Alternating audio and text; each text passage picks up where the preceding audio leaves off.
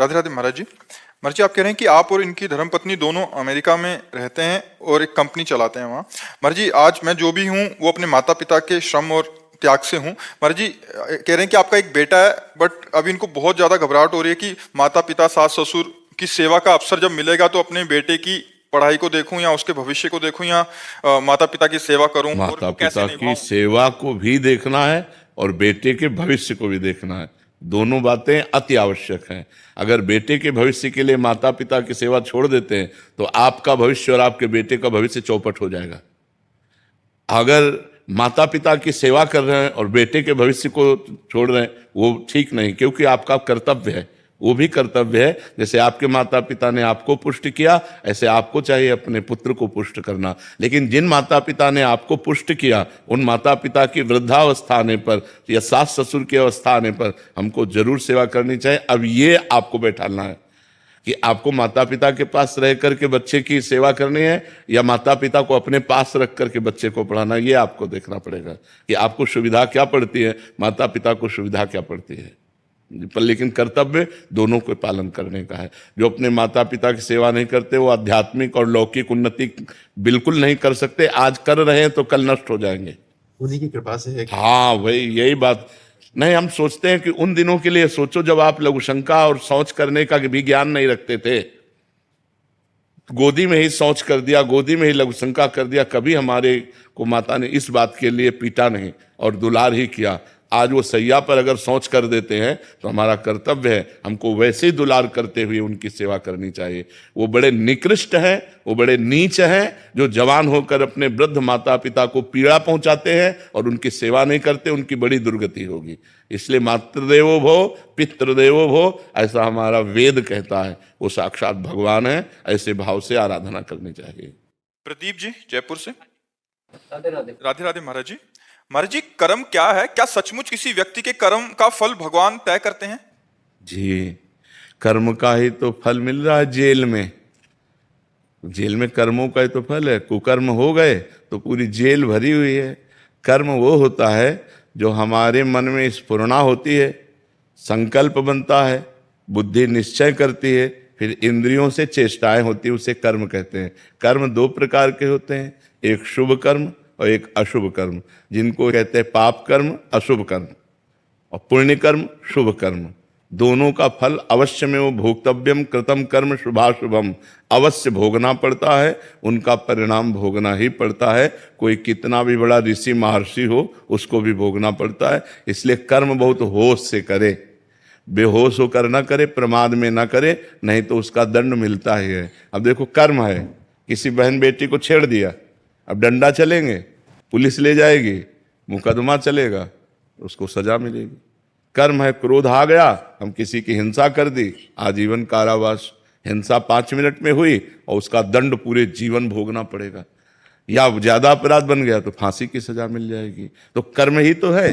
और अच्छे कर्म हो गए तो देखो राष्ट्रीय सम्मान मिलता है, समाज में आदर मिलता है, और यहाँ सुख मिलता है और परलोक में भी सुख मिलता है। सारा खेल कर्म का है। कर्म प्रधान विश्व रचि राखा, और जो जस करे तास फल चाखा। कर्म की प्रधानता से विश्व की रचना हुई है। जो जैसा करता है वैसा फल भोगता है। समझ पा रहे हैं आप? इसलिए बहुत होश से कर्म करे। और होश बनाने के लिए नाम जप है। जब तक नाम जप नहीं तब तक बेहोश ही हो। जानते हो कि ये कर्म नहीं करना चाहिए, फिर भी करोगे। अगर नाम जप है तो तुम्हारे अंदर जलन पैदा हो जाएगी, तुम्हारे अंदर बल आ जाएगा कि नहीं नहीं, हमें पाप कर्म नहीं करना है। सब कोई जानता है पाप कर्म किसे कहते हैं और पुण्य कर्म किसे कहते हैं। भगवान ने इतना ज्ञान सबको दिया है। और जब कोई कर्म करने चलता है तो भगवान अंदर से प्रेरणा करते हैं, ये गलत है, मत करो। लेकिन हम लोग इतने मलिन स्वभाव के हैं कि अंदर की बात को न मानकर और कर्म कर बैठते हैं, और बाद में सोचते हैं कि यार हृदय में तो आया था, पहले अंदर आया था कि यार ना करें, पर यार अब कर दिया, तो फिर अब भोगना पड़ता है। इसलिए कर्म बहुत संभाल करके। वर्तमान में कभी किसी सत्कर्म का विपरीत फल मिले तो इसका क्या अर्थ समझ? नहीं, सत्कर्म का विपरीत फल मिलता ही नहीं है, वो आगे मिलेगा। हाँ, जैसे हमने आज सत्कर्म किया और आज हमको कष्ट मिल रहा है, तो ये हमारे सत्कर्म का नहीं मिल रहा, ये हमारे पूर्व पाप कर्म का मिल रहा है। आज जो सत्कर्म किया है आगे फसल, आगे हमें ये सुख देगा। लेकिन आज हम अच्छे से चल रहे हैं और दुख भोग रहे हैं, तो इसका मतलब है पूर्व के पाप हमें दंड दे रहे हैं, और अभी का जो अच्छा कर्म है वो हमारा भागवतिक बैंक में जमा हो रहा है, जो हमें आगे प्राप्त होगा। जैसे किसान की फसल तुरंत अन्न नहीं दे देती, कई महीने लगते हैं, ऐसे बड़ी सरकार है हमारी तो बहुत लेट नंबर आता है। जैसे अभी है तो मुकदमा कई वर्ष नहीं चलता, किसी केस का कहो मुकदमा सालों चलता रहे, कहो 10 साल चलता रहे, कभी कभी तो उतनी जितनी सजा भोगनी होती है उतना तो मुकदमा में वो जेल में बंद रहता है। तो ऐसे ही भगवान की बहुत बड़ी अदालत है, अनंत ब्रह्मांडों के जीवों का हिसाब है, होता 1 सेकंड के कम हिस्से में है, पर जब होगा बहुत फाइनल में होगा, तो इसलिए बहुत समय लगता है। जैसे आज पाप कर्म किए तो कहो 5 जन्म बाद उसका दंड मिले जाकर तुम्हें, तो लगेगा हमने इस जन्म में तो पाप किया नहीं, लेकिन भोगना पड़ेगा, वो अवश्य में भोगतव्य, क्योंकि जीवात्मा वही है, शरीर बदल गया। जैसे कोई क्रिमिनल हो और वो पैंट शर्ट पहनता हो, फिर धोती कुर्ता पहनने लगे, या वो सलवार कुर्ता दुपट्टा धारण करने लगे, तो पहचानने वाला तो पहचानता है ये वही क्रिमिनल है। तो भगवान तो जानते ना ये वही जीव है जो पूर्व जन्म में पाप कर्म किया है, तो उसको वही दंड दे देते, जाओ तुम्हें ये भोगना। अब इस जन्म में उसने कोई पाप किया नहीं वैसा, लेकिन पूर्व जन्म का पाप कर्म आकर उसे दंड देता है। जैसे संतों को है, मान लो कोई बचपन से संत है, देखो रामकृष्ण परमहंस जी के गले में कैंसर था, भाई जी हनुमान प्रसाद पोद्दार जी के उदर में कैंसर था, बड़े बड़े संतों को बड़े बड़े कष्ट भोगने पड़े, क्योंकि पूर्व में किया हुआ पाप भोगना पड़ेगा। भगवान को भी भोगना पड़ा, वो कानून से अलग नहीं रहते। भगवान ने छुप करके बाली को मारा व्याध की तरह, तो कृष्णावतार में अगले जन्म में अंतिम समय व्याध ही भगवान के चरणों में बाण मारता है, तब वो परम पद को जाते हैं। तो ये कानून है, तो भागवतिक जो कानून है वो एक राय भर नहीं बख्शता।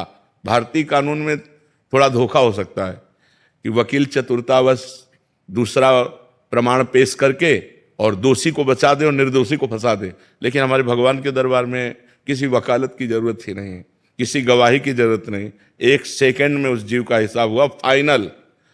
अब अगर उस हिसाब को बदलना चाहते हो तो नाम जप करो, दूसरों का उपकार करो, तीर्थों का अवगाहन करो, भगवान की कथा सुनो, जिससे सारे पाप तुम्हारे नष्ट हो जाएं। तो ये जो बल है ये तुम्हें बचा लेगा, नाम बल, भगवान का सेवा बल, परोपकार, ये बचा लेगा। अब दूसरों को दुख देना, पाप कर्म करना, तो फिर नाना प्रकार के नरकों को भोग कर यहाँ भी दुर्गति भोगनी पड़ती है।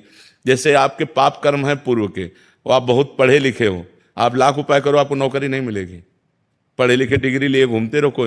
और कुछ ऐसे हैं कि आपसे ज़्यादा वो मंद बुद्धि के, वो ज़्यादा प्रवीण नहीं है, लेकिन वो निकलते चले जा रहे हैं, क्योंकि उनका पुण्य बल काम कर रहा है। तो यहाँ पुण्य बल, अगर सुख चाहते हो तो पुण्य करो, चाहते सुख हो और करते पाप हो तो पाप का परिणाम दुख मिलता है। शराब पी रहे हैं, गंदी बातें बोल रहे हैं, गंदे आचरण, एक एक चीज का फल है आपका।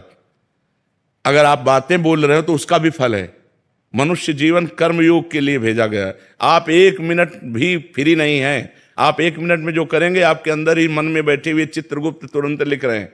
आपकी मन रूपी चिप में वो बिल्कुल सीन सहित जैसे चिप लगा दो ना तो पूरा टेलीविजन उसमें टीवी में आने लगता है, सब ऐसे सीन सहित चित्रगुप्त लिखते हैं।